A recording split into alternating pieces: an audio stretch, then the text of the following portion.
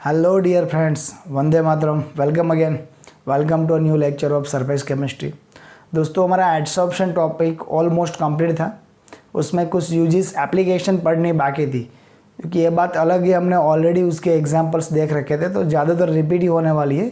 जल्दी से हमको वो कंप्लीट करना है और उसके बाद हमको कैटालाइसिस प्रोसेस पढ़नी है। ओके फ्रेंड्स, सो फाइनली यहाँ पे कुछ एप्लीकेशन और कुछ यूजेस ऑफ द एडसॉर्प्शन है जो हमको पढ़ने हैं, या वी कैन से फिर से पढ़ने हैं। कुछ फिर से पढ़ेंगे, कुछ नए भी होंगे और कुछ ऐसी एप्लीकेशन भी होगी जो हमको आगे भी यही चैप्टर में काम आने वाली है। First is production of high vacuum. High vacuum किस तरह से प्रोडक्ट करते हैं। Suppose this is the room, ये रूम है और इसके अंदर मेरे को वैक्यूम बनाना है, तो मुझे क्या करना रहेगा। फर्स्ट यहाँ पे जितने भी रिएक्टिव और नॉन रिएक्टिव गैसेस है उन सबको निकालना पड़ेगा। उन सबको मैं किस तरह से निकाल सकता हूँ, विद दी एडसॉर्प्शन। यहाँ पे रूम की जितनी भी दीवार है सभी जगह पर मैं एडसॉर्बेंट लगा देता हूँ। एडसॉर्बेंट की सरफेस पे सभी गैसेस क्या करेंगे, एडसॉर्ब होके मेरे को रूम में वैक्यूम बनाने में मदद करेंगे। अगर वेपर प्रेशर है, वो वेपर वहाँ पे वेपर मॉलिक्यूल्स है, then I can take of silica gel. मैं यहाँ पे सिलिका जेल लगा दूंगा, जिससे सभी गैसेस के साथ वेपर H2 वेपर भी रिमूव हो जाएगी। Clear, and I will get the high vacuum room there. Second is gas mask. What is the gas mask. अभी नाउ डेज हमने मास्क के बारे में तो काफ़ी कुछ पढ़ा है because of this circumstances, but किसी जगह पे कोई पॉइजनियस गैस लीक होने की पॉसिबिलिटी है, तो वहाँ पे वो इंडस्ट्री में या फिर कोई भी प्लेस हो, वहाँ पे नॉर्मल मास्क की वजह में ये लोग चारकोल मास्क का यूज़ करेंगे। ये चारकोल मास्क में जो डिवाइस रहेगी, डिवाइस के ऊपर चारकोल रहेगा। बिकॉज ऑफ दैट चारकोल, अगर कोई भी पॉइजनियस गैस आता है तो poisonous gas on the activated charcoal पे क्या हो जाएगा, एडसॉर्प्शन हो जाएगा। सॉरी, तो गैस मास्क इसका एग्जाम्पल है। Control of humidity, first example में ऑलरेडी आ चुका है। फिर से इसी रूम में मेरे को कुछ प्रैक्टिकल्स करने हैं, but in the moisture less atmosphere. मेरे को मॉइस्चर नहीं चाहिए, ह्यूमिडिटी नहीं चाहिए, सो मेरे को सिलिका जेल या फिर एल्यूमिनियम जेल का यूज़ करना पड़ेगा। Because of that H2O gas should be adsorb on that particular silica gel and aluminium gel. Removal of colouring matter from this solution. Suppose कोई सॉल्यूशन में कोई कलर इम्प्योरिटी आ गई है, तो उसको हम कैसे दूर कर सकते हैं। रो शुगर का एग्जांपल याद करेंगे हम, या फिर मिथिलीन ब्लू का एग्जांपल भी याद कर सकते हैं। और सॉल्यूशन में हमको कुछ नहीं करना है, ओनली एक्टिवेटेड चारकोल ऐड करना है और उसको ठीक से एकदम ठीक से शेक वेल करके फिल्टर कर देना है। Colored particle will adsorb on the surface of the animal charcoal, or we can say activated charcoal. Then heterogeneous catalysis. This topic should be learned in today's lecture. इसी lecture में हम पढ़ने वाला है heterogeneous catalysis. heterogeneous catalysis में ज़्यादातर case में solid catalyst की सरफेस पे गैसियस या liquid, I repeat, solid catalyst के सरफेस पे गैसियस या लिक्विड मॉलिक्यूल या फिर रिएक्टेंट वहाँ पे एडसॉर्ब हो गए और उसके बीच में रिएक्शन होगी एंड देन वो फिर से वहाँ पे रिमूव हो जाएंगे। अभी एक बात जो मैं बता रहा हूँ ठीक से सुनना है। अगर उस टॉपिक में उसका डिस्कशन हो या ना हो, अभी से ज़रा देख लेना है। हमको सबको मालूम है एडसॉर्प्शन इज़ एक्सोथर्मिक प्रोसेस। वहाँ पे क्या होगा, हीट रिमूव होगी, एनर्जी रिमूव होगी। होने वाली एनर्जी को हेट्रोजीनियस कैटालिसिस में कैसे यूटिलाइज करेंगे, कैसे यूज़ करेंगे। एडसॉर्प्शन की वजह से जितनी एनर्जी रिमूव हो रही है, वो एनर्जी वहाँ पे एडसॉर्ब होने वाले रिएक्टेंट की एक दूसरे के साथ रिएक्शन करने में यूज़ हो जाएगी। दैट एनर्जी वहाँ पे यूज़ होगी। क्लियर है। और इसको एकदम ठीक से दोस्तों आज ही के लेक्चर में पढ़ेंगे। Then separation of inert gases. फिर से किसी चैम्बर में या फिर किसी कंटेनर में इनर्ट गैसेस का मिक्सचर है, तो उसको हम अलग कर सकते हैं। सभी अलग अलग गैसेस का एडसॉर्प्शन वैल्यू और एडसॉर्प्शन फॉर्मूला अलग अलग एडसॉर्बेंट पे अलग अलग होगा। सो सिमिलर रूम में रहते हुए सभी गैसेस को अलग करने के लिए मैं अलग अलग एडसॉर्बेंट का यूज़ कर सकता हूँ। Then flotation process. Known phenomena for the sulphide ores. 10th में हमने पढ़ा था, 11th में ट्वेल्थ में यूनिट 6 में दोस्तों हम फिर से पढ़ेंगे। जितने भी और है जिसमें सल्फाइड है, सल्फाइड ओर्स है, copper sulphide, zinc sulphide, iron sulphide etcetera, वो सभी में उसकी एक मेथड रहेगी, दैट इज फ्रोथ फ्लोटेशन, उसको कॉन्सेंट्रेटेड करने के लिए। So low grade sulfide ore is concentrated by separating it from silica and other earthy matters by method using pine oil and frothing agent that we will discuss in unit 6. Clear? Then adsorption indicators. What are the adsorption indicators? 11th में दोस्तों आपने experiment किए होंगे। ज़्यादातर acid based titration में आपने methyl orange या फिर फिनोप्थेलिन का यूज़ किया होगा। Methyl orange and phenolphthalein are nothing but the adsorption indicators. उसी तरह दूसरे भी काफ़ी मोलिक्यूल्स है, surface of certain precipitates such as a silver halide have the property to adsorb some dyes like eosin, fluorescein etcetera. अगर किसी reaction में silver halide AgX का फॉर्मेशन हो रहा है और उसी रिएक्शन मिक्सचर में हमने ईओसिन या फिर फ्लोरोसिन जैसा कोई डाइज वहाँ पे रखी है, तो AgX जैसे फॉर्मेट होगा अपनी सरफेस पे उसको एडसॉर्ब करेगा कलर पार्टिकल को, सो दैट हमको वहाँ पे कलर पार्टिकल का एक मिक्सचर मिलेगा। तो हम इंडिकेट कर पाएंगे कि अभी AgX बन चुका है। Clear? So they are use in adsorption indicators. And finally chromatographic analysis. Chromatographic analysis based on the phenomena of adsorption finds a number of applications in analytical and industrial पे बहुत सारी एप्लीकेशन है दोस्तों। जितने भी क्विक रैपिड टेस्ट है, whether it is malaria test और pregnancy test और अलाइजा ब्लड ग्रुप टेस्ट, जितने भी क्विक जो जल्दी होने वाली ब्लड टेस्ट है वो सब में यही phenomena chromatographic analysis on the base of adsorption यही होगा। क्लियर है? And some questions is there, right any two characteristics of the chemisorption, आपको ऑलरेडी मालूम है। Why does physisorption decrease with the increasing pressure temperature? Because of exothermic reaction. And last one, why are powder substances are more effective adsorbent than their crystalline form? Because of higher surface area. जितना surface area ज़्यादा रहेगा उतना adsorption ज़्यादा होगा। Okay दोस्तों, तो अभी आगे बढ़ते हैं कैटालिस्ट की ओर। Okay friends, so after finishing first portion of the chapter adsorption, now we are going to learn the catalysis. Okay, नाम के साथ ही एक चीज़ क्लियर हो रही है, that is somehow familiar to us. Catalysis and catalyst are familiar to us. बहुत पहले से हम ये टॉपिक या फिर इसका यूज़ करते आए, इसके बारे में कुछ ना कुछ हमको मालूम है। कैटालिस्ट क्या है और कैटालिस्ट की हेल्प से जो रिएक्शन होती है कैटालाइसिस वो क्या है, दोनों हमको मालूम ही है। सर कोई सब्सटेंस रहेगा जिसकी मदद से हम क्या करते हैं, रेट ऑफ रिएक्शन या फिर कोई भी रिएक्शन का रिएक्शन रेट हम बढ़ा सकते हैं, जल्दी से वो रिएक्शन को कंप्लीट कर सकते हैं। That substances are known as a catalyst, और उसकी वजह से जो रिएक्शन हो रही है that reaction is known as a catalysis. तो ये हमको मालूम ही, मतलब ऐसा कंसेप्ट है जो मालूम ही था। बट समहाउ जो ओल्ड डेफिनेशन थी जो आपने प्राइमरी में या फिर सेकेंडरी में पढ़ी थी उसमें कुछ गलती तो थी। वहाँ पे ये था कैटालिस्ट ऐसा सब्सटेंस या फिर ऐसे मॉलिक्यूल्स है जो रेट ऑफ रिएक्शन बढ़ाते हैं, बट वो खुद रिएक्शन में पार्टिसिपेट नहीं करते।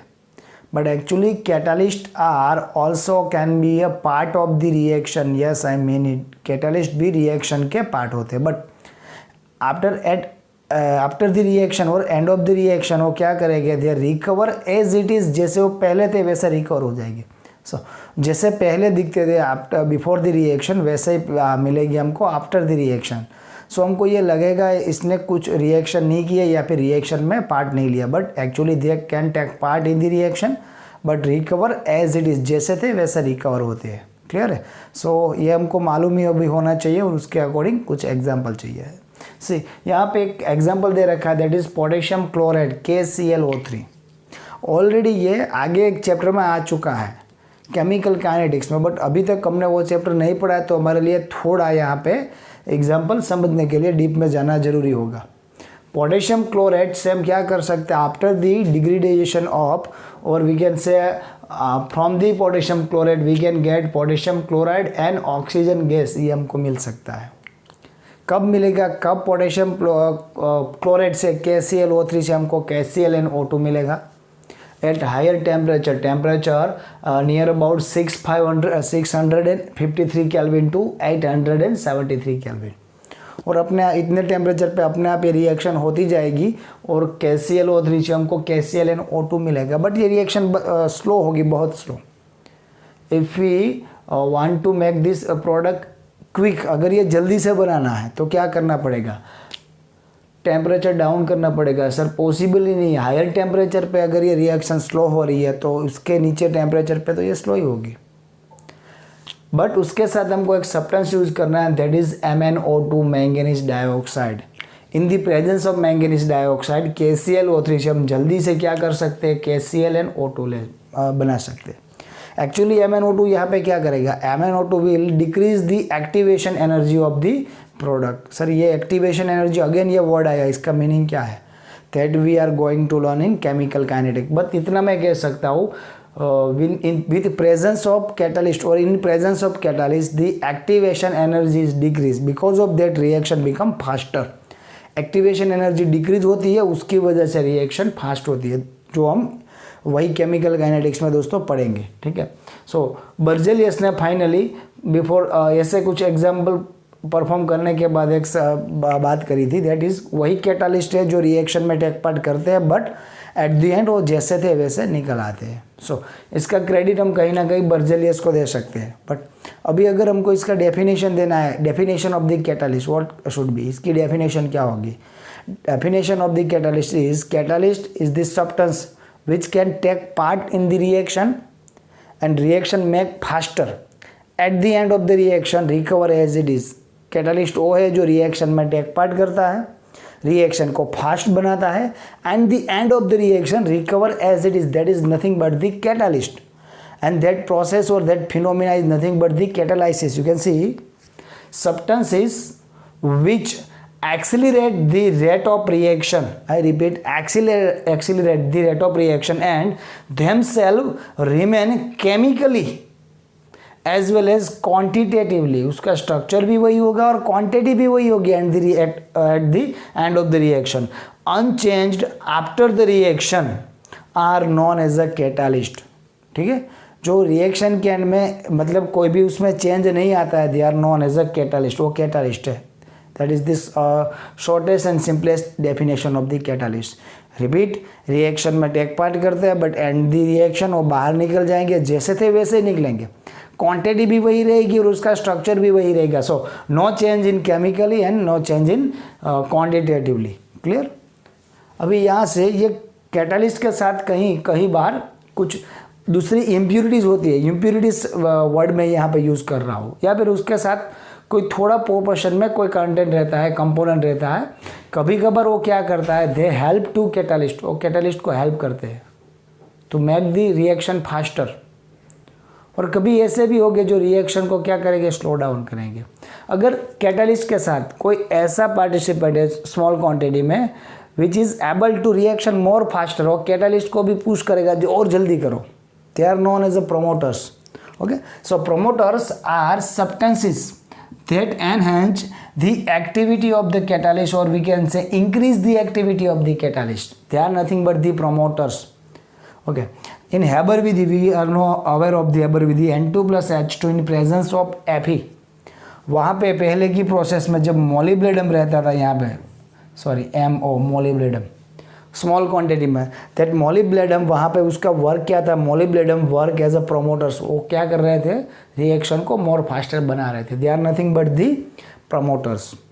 जैसे प्रोमोटर्स है उसके साथ में ही पॉइजन्स भी है। ये पॉइजन्स क्या काम करेंगे, पूरा कैटालिस्ट फोर्स एक रिएक्शन को फास्टर बनाने के ट्राई में लगा हुआ होगा। Eight the same time small quantity में जो पॉइजन है, कैटालिटिक पॉइजन, वो क्या करेगा, वो रिवर्स में नहीं जाना है, जल्दी नहीं करना है, ये काम करेगा। मतलब रेट ऑफ रिएक्शन जो कैटालिस्ट की वजह से फास्ट होने वाली थी उसको थोड़ा स्लो डाउन करने की ट्राई करेगा, they are known as a poisons. Poisons are substances that decrease the activity of the catalyst. ज़्यादातर केस में promoters and poisons are present in very smaller quantity with the catalyst. For example, SO2 plus O2 in presence of vanadium pentoxide, we are aware of this reaction. वहाँ से क्या होगा, SO3 बनेगा और after the SO3 we can get sulfuric acid. But यहाँ पे दोस्तों small quantity में कॉपर प्रेजेंट होगा इन अ वेरी स्मॉल क्वांटिटी. पूरा V2O5 rate of reaction fast करने की ट्राई में लगा होगा और रिएक्शन को फास्ट करने की ट्राई में लगा हुआ, तब कॉपर क्या करेगा, फास्ट नहीं करनी, वो स्लो डाउन करने में लगा होगा. That component here copper is known as a poison और catalytic poison. So this are the catalysis, catalyst, promoters and poisons. Okay, बहुत सिंपल है दोस्तों. जल्दी से एक स्क्रीनशॉट ले लो, उसके बाद हम थोड़े आगे बढ़ेंगे.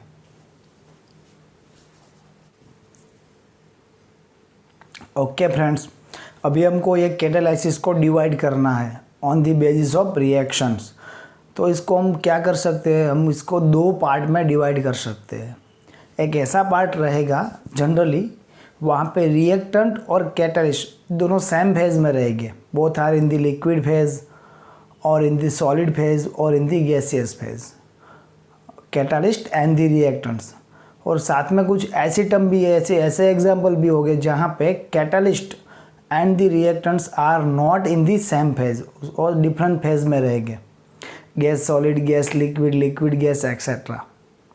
तो ज़्यादातर केस में हम यही कर सकते हैं, if the reactant and the catalyst, reactant and the catalyst are in a same phase, so we can say this is the homogeneous, I repeat, homogeneous catalysis. If reactant and the catalyst are not in a same phase, they are in a different phase, solid, liquid, liquid gas etc., then we can say that catalysis is known as a heterogeneous catalysis. Clear? अभी NCERT ने क्या करा है, in the NCERT text book for the particular homogeneous catalysis, वहाँ पे क्या रखा है, if the reactant and the product and the catalyst are in the same phase then and then that is homogeneous catalysis. आपको दोस्तों कहीं सारे ऐसे एग्जांपल मिलेंगे जहाँ पे only reactants and the catalyst are in the same phase and that reaction is known as a homogeneous catalysis. So as per as NCERT ने हमको कहा तो याद रखना पड़ेगा कि reactant, product and the catalyst ये तीनों एक फेज में हो गए तभी वो होमोजीनियस है. बट इसको भी दोस्तों याद रखना है, रिएक्टेंट्स एंड दी कैटालिस्ट ये दोनों एक फेज में हो तो भी उसको हम होमोजीनियस में ही काउंट करेंगे. Clear? NCERT apart from the NCERT है. क्लियर? सो यहाँ पे दे रखा है, if the reactants, products and the catalyst are in the common phase, they are in the solid or they are in the liquid or they are in the gaseous phase, they are in a same phase, then that catalysis is known as a homogeneous catalysis. I repeat, that catalysis is known as a homogeneous catalysis. हमारे पास कुछ example है.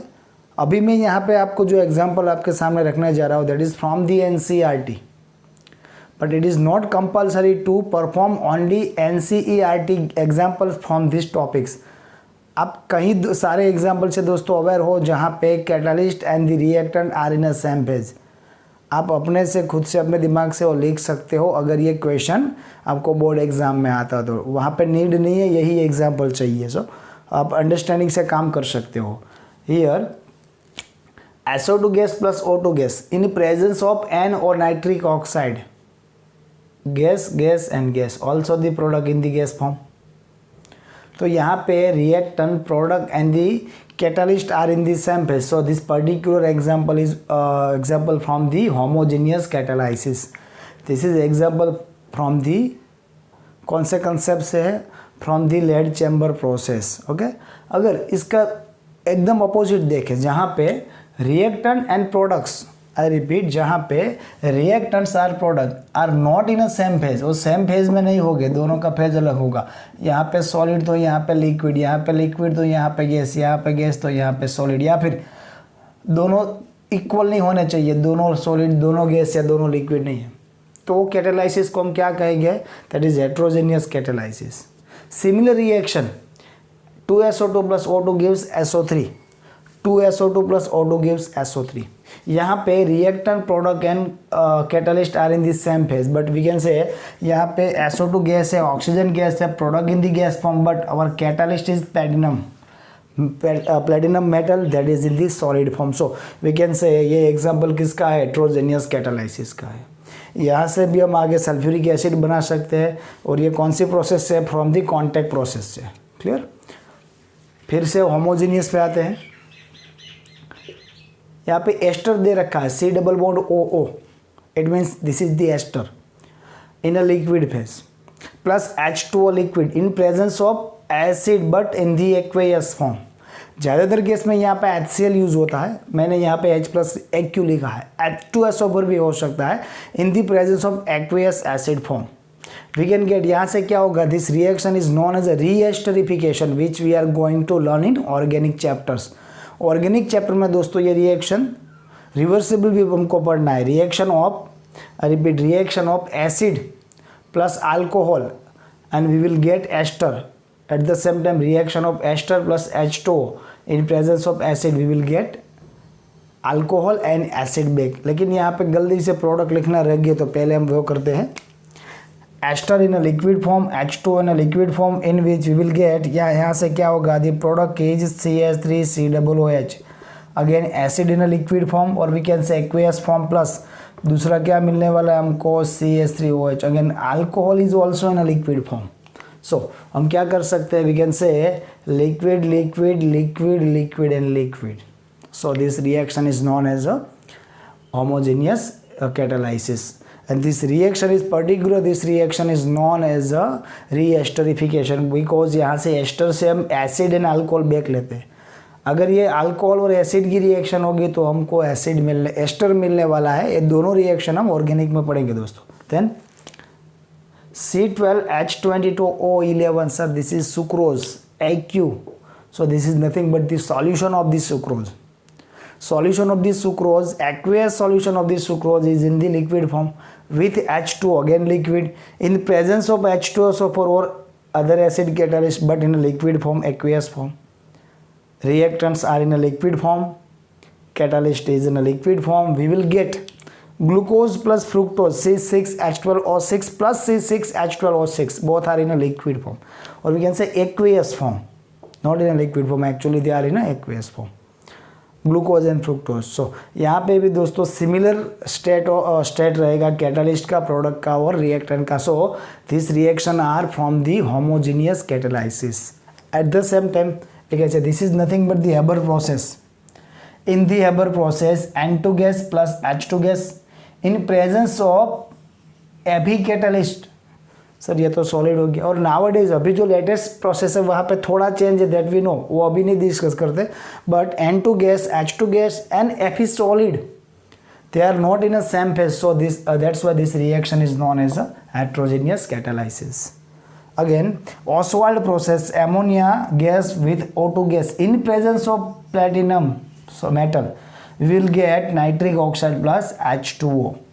But reactant and catalyst are not in a same phase, so again this is the heterogeneous catalysis. Saturation process, all of you are aware from this saturation, आपको मालूम है, this is ethene, CH2 dual bond CH2. If the addition of the hydrogen is possible there, then we will get CH3CH3, unsaturated compound to saturated compound. ऐसा bulk में compound रहता है, bulky compound is vegetable oils which is unsaturated but in the liquid phase in presence of nickel, और many times there is palladium is also there और platinum is there. In presence of nickel और palladium और platinum, but they are in a solid form. Reactant is in a liquid form and other reactant is in a gas form. So हम ये कह सकते हैं यहाँ से हमको जो रिएक्शन मिलेगा, जो प्रोडक्ट मिलेगा, that is vegetable ghee after the saturation of the vegetable oil, that is in the solid form. अगर उसको ध्यान में ना रखे तो भी यहाँ से हमको पता चल जाएगा this reaction is the example of the heterogeneous catalysis. Clear. So दोस्तों ये तो बहुत ईजी हो गया. होमोजीनियस भी अभी हमको समझ में आ गया, हेट्रोजेनियस भी आ गया है. बट अभी थोड़ा एडसॉर्प्शन का यूज़ करेंगे हम. With the help of adsorption particular heterogeneous catalysis की मैकेनिज्म जानने की ट्राई करेंगे। बट बिफोर दैट जल्दी से दोस्तों एक स्क्रीनशॉट ले लो। Okay friends, as we discussed earlier, now we can take help of adsorption theory to understand the heterogeneous catalysis। adsorption theory से पर्टिकुलर heterogeneous catalysis हम एकदम ठीक से समझ सकते हैं। अगर heterogeneous catalyst की बात हो रही है तो आपके दिमाग में फिर से वही इमेज होनी चाहिए, there is the phase change और state change of the catalyst and the reactant। reactant और catalyst में ये phase change होनी चाहिए। मेजोरिटी केस में कौन से एग्जाम्पल से हम ये थियरी समझ सकते हैं? मेजोरिटी केस में our catalyst will be solid form और सॉलिड फॉर्म में होना चाहिए, and the reactant should be gas और लिक्विड, वो गैस या लिक्विड में होना चाहिए, जो एडसॉर्प्शन थियरी के लिए सबसे बेटर एग्जाम्पल थे। ज़्यादातर केस में हमने देखा है वहाँ पे जो भी एडसॉर्बेंट था, that adsorbent are in the solid form and the absorbent are in the liquid form और दी गैसेस फॉर्म, वही हमको देखनी है।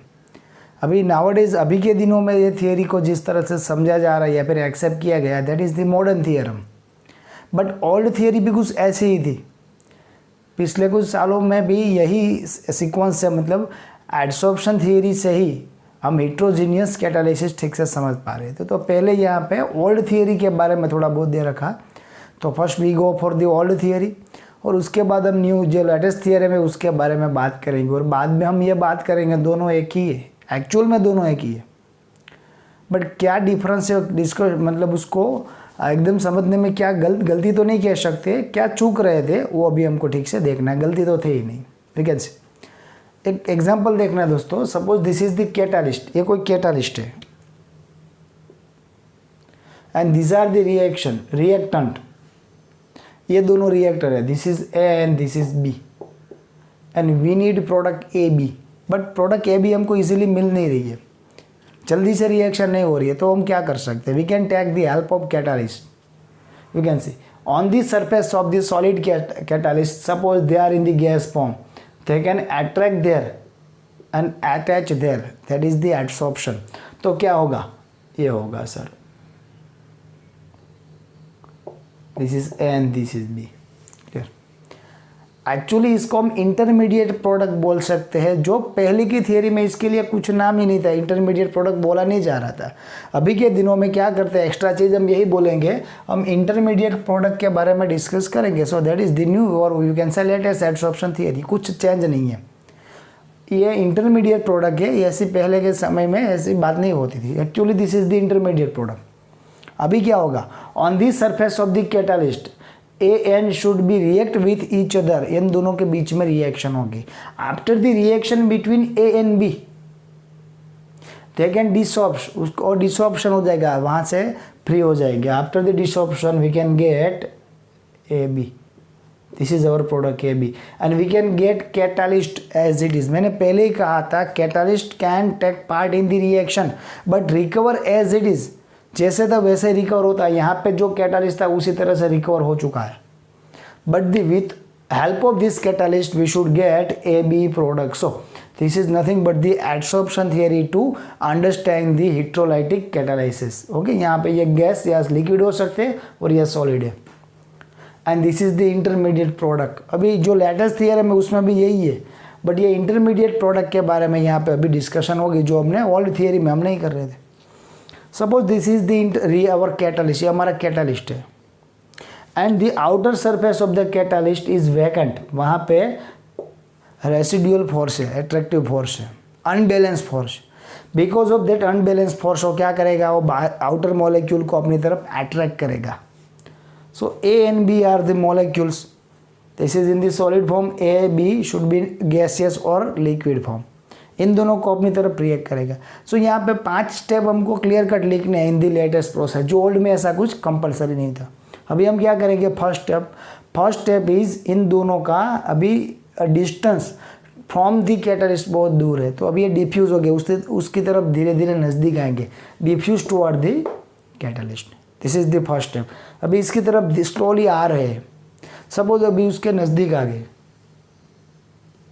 Now they are ready to attach with the catalyst because again I repeat, catalyst surface having free valency, वहाँ पे free valencies है because of unbalanced forces.